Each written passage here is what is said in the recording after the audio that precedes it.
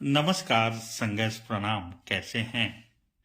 मेरा ये लाइव है रीगा मिल के संबंध में। मिल की नीलामी है 28 को। तो चूंकि आपको पता ही है, समाचार पत्र अखबार ये सब अब निकाली है। ये तो 27 जुलाई का ही ऑर्डर था और मैंने ही भेजने में थोड़ा देर किया था, और जब मैंने सोशल मीडिया में डाला तो ये खबरें छपनी प्रारंभ हो गई। खैर, अच्छी बात है, लेकिन इससे जुड़ी हुई कुछ बारीक जानकारियां जो मैं आप तक पहुंचा देना चाहता हूं, क्योंकि अखबार में तो बधाई संदेश और इस सब के अलावा कुछ रहता नहीं है।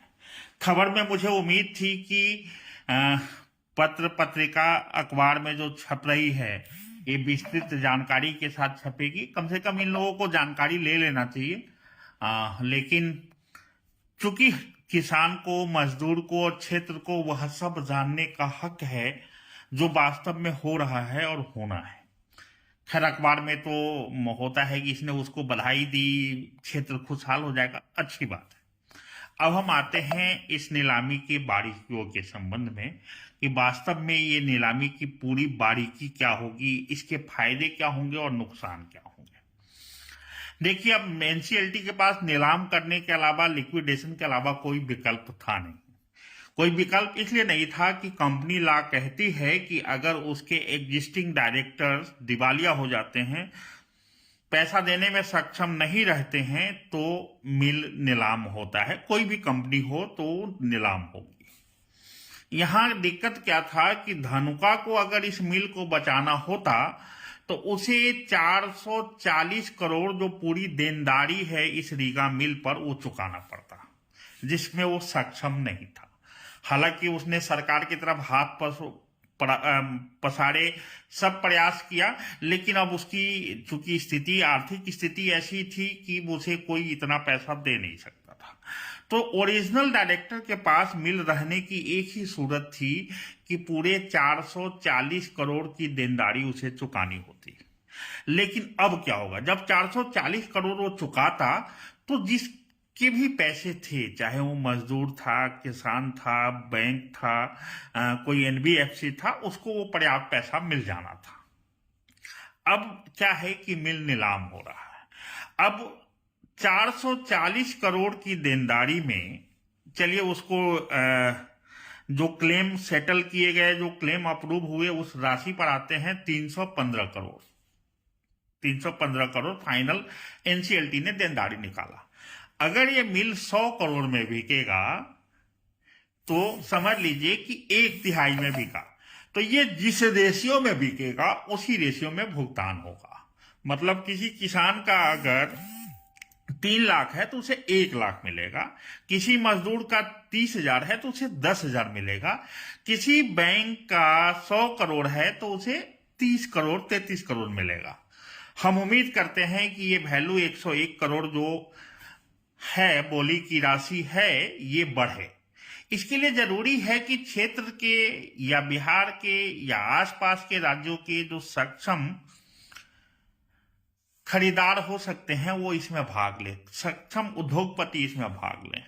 रिजर्व प्राइस इसका 101 करोड़ है और 2 करोड़ की राशि, जिसमें आप 50 लाख रुपए अर्नेस्ट मनी समझ लीजिए और 1.5 करोड़ सिक्योरिटी के तौर पर ये जमा करके कोई भी बोली लगा सकता है। लेकिन क्या ये कोई भी खरीद सकता है? क्या कोई कबाड़ी खरीद लेगा क्या? इस संबंध में चर्चा करने के लिए लाइव हुए हैं। देखिए, एक तो यह है कि पैसा जो देगा वो खरीद लेगा, लेकिन सवाल यह है कि इसमें कुछ शर्तें लगाई गई हैं। खरीदार एक कंपनी हो या इंडिविजुअल हो जिसका टर्नओवर कम से कम पिछले साल का, ये करंट फाइनेंशियल ईयर का टर्नओवर कम से कम 50 करोड़ का हो, 10 करोड़ उसके पास लिक्विड कैश हो, चाहे वो बैंक में हो, किसी भी मोड में हो, मतलब लिक्विड एसेट उसका 10 करोड़ होना चाहिए, और 50 करोड़ का पिछले फाइनेंशियल ईयर का उसका टर्नओवर होना चाहिए, और हर 50 लाख की बोली लगेगी। जैसे 101 करोड़ से बोली प्रारंभ होगी तो हर 10 मिनट में बिडिंग की जा सकती है, और वो बिडिंग की राशि 1 रुपये नहीं बढ़ेगी, 1,000 नहीं बढ़ेगी, बढ़ेगी तो 50 लाख बढ़ेगी। जैसे 101 करोड़ 50 लाख, 102 करोड़, 102 करोड़ 50 लाख, 103 करोड़, इस तरीके से बढ़ेगी। टोटल ई प्रक्रिया के माध्यम से होगा, ई ऑक्शन पे होगा। अब कहेंगे कि ऐसे में किसान का, मजदूर का और बैंक का नुकसान होगा। साहब नुकसान तो वैसे भी हो रहा है, 3 सीजन से बंद है तो नुकसान तो हो ही रहा है।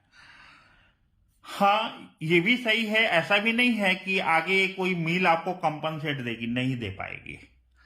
तो समझ लीजिए कि अब हम आपको ये सोचना है कि ये मिल जितना महंगा बिकेगा उतना ही आपको प्राप्त होगा, ये मिल जितना सस्ता बिकेगा उतना ही आपको कम प्राप्त होगा। लेकिन एक अच्छी बात यह होगी कि इस मिल को चालू करने के लिए कम से कम 70 करोड़ 75 करोड़ रुपए खरीदने के बाद भी चाहिए होगा। इसलिए अगर कोई इस मिल को 100-150 करोड़ के आसपास खरीद लेता है, बेशक पहली बार हमको पैसा कम मिले, आपका बकाया अगर 1/3 में बिकता है तो 1/3 ही मिलेगा, लेकिन कम से कम क्षेत्र में मिल चालू हो जाएगा और ये क्षेत्र खुशहाल हो जाएगा। एक चीज और बताने के लिए मैं लाइव आया हूं, इस चीज को बारीकी से समझिए। जैसे अभी आप सहारा प्रकरण देख रहे हैं, सहारा को सेबी ने सीधा कर दिया, निवेशकों के पैसा बेशक नहीं मिले हैं, अब थोड़ा सा मिलना प्रारंभ हुए हैं 10,000 तक जिनके हैं, लेकिन बाकी पैसे भी जितना सेबी के पास है वो मिल जाएगा। जितनी संपत्ति है सहारा भाग नहीं पाएगी। वही हाल मिल का है। एनसीएलटी जो है, नेशनल कंपनी लॉ ट्रिब्यूनल होती है, जो सेबी, जो इसको आप stock exchange board of India कहते हैं, उसके तहत एक कोर्ट है जो कंपनी के केसेस को हैंडल करती है। तो आपको पता ही है कि इसमें एक कंपनी है, पब्लिक लिमिटेड कंपनी है, Riga sugar mill, Belsen sugar. दूसरी तरफ एक अनीत फिनवेस्ट करके एनबीएफसी है, जिससे 1,70,00,000 रुपए 2016 में लिया गया था। ये पैसा हर 3 महीने में ब्याज वापस करना था, लेकिन 2021 तक जब ये पैसा वापस नहीं कर पाई मिल, तो कंपनी लॉ के तहत ट्रिब्यूनल में चला गया था, और जिस कारण से कम हम लोग सुरक्षित हैं, ये क्षेत्र फिर से खुशहाल हो सकता है। अन्यथा बिहार में तो चीनी मिलों की भरमार है, जो 20 वर्ष 25 वर्ष 30 वर्ष से बंद होकर कबाड़ हो गए। ये भी अगर कंपनी लॉ में नहीं जाता तो आपको, हम न बिहार सरकार से उम्मीद कर सकते थे, न अपने सांसद विधायक से कर सकते थे। किसी का कोई योगदान अगर आप कहें तो मन की संतुष्टि के लिए कर लीजिए, अन्यथा न किसी मुख्यमंत्री का, न किसी प्रधानमंत्री का, न किसी विधायक सांसद का, न किसी नेता का, किसी का कोई योगदान नहीं है। यहां तक कि मेरा भी कोई योगदान नहीं है, न किसी संगठन के शोर मचाने से कुछ हुआ है। ये तो भला हो उस अनीत फिनवेस्ट का, जिसने महज 1,70,00,000 की राशि के लिए हम सबको बचा लिया, इस क्षेत्र को बचा लिया। वो तो अपना पैसा निकलवाने ही कोर्ट गया था। धनुका ने तो सब प्रयास लगाए थे उसमें, कोर्ट में व्यवधान डालने के, लेकिन अभी भी सुप्रीम कोर्ट जाने की बात कर रहा था, लेकिन फाइनली ये सफल हो पाया। तो एक तो आप समझ लीजिए, आपके किसी नेता होता का कोई योगदान नहीं है, जो कहे उससे को हमसे बात करवा दीजिए। दूसरा कि ये कलकत्ता का एनसीएलटी कोर्ट बेंच ने ये काम किया है। हम धन्यवाद देते हैं सेबी का कि देश में stock exchange board of India के कारण लोगों का भला हो पा रहा है, चाहे वो राशि सहारा से दिलवानी हो या फिर किसी धनुका के चुंगल से क्षेत्र को निकालना हो। खैर, बहुत बहुत बधाई, शुभकामनाएं। इसलिए आप लोग दिल मजबूत रखिए, ये संभव है कि जिसकी मिल से लेनदारी 3 लाख की होगी उसको 1 लाख मिल पाएगा, लेकिन मिल पाएगा। अभी तो 1 रुपए भी नहीं मिल रहा था। दूसरा ये है कि जो नया मिल मालिक आएगा वो अपने तरीके से स्टाफों का चयन करेगा, अच्छे लोगों का चयन करेगा, ताकि उसको मिल चलाना है। तो स्टाफ हो, किसान हो, ये तमाम यूनियन को सहयोग करना चाहिए आने वाले नए मालिक का। धन्यवाद, संघर्ष प्रणाम। फिर आपसे बातचीत होगी। मुझे लगा कि इस संदर्भ में कुछ प्रकाश डाल देना चाहिए, क्योंकि अखबारें तो आपको पता है, जो खबर देगा उसके हवाले से छपती है। ये 27 को ही निकल गया था, उससे पहले भी मतलब मैं तो देख रहा था कि अखबारें छापती है कि नहीं छापती है, लेकिन जब मैंने ये नोटिस सर्व करना, नोटिस सोशल मीडिया में डालना, वो भी मैं आपके रीगा मिलके कुछ स्टाफ लोग लगातार कॉल कर रहे थे, मैं तो छत्तीसगढ़ में हूँ, तो मैंने उसको डाला था। अखबारें क्या छाप रही हैं वो अलग बात है, लेकिन अखबारों को एक्सरसाइज करके पूरी जानकारी छापनी चाहिए, ताकि क्षेत्र में कल को कोई गलत तरीके से इन बातों को नहीं लें। खैर, अच्छी बात यह है कि कुछ प्राप्त होगा।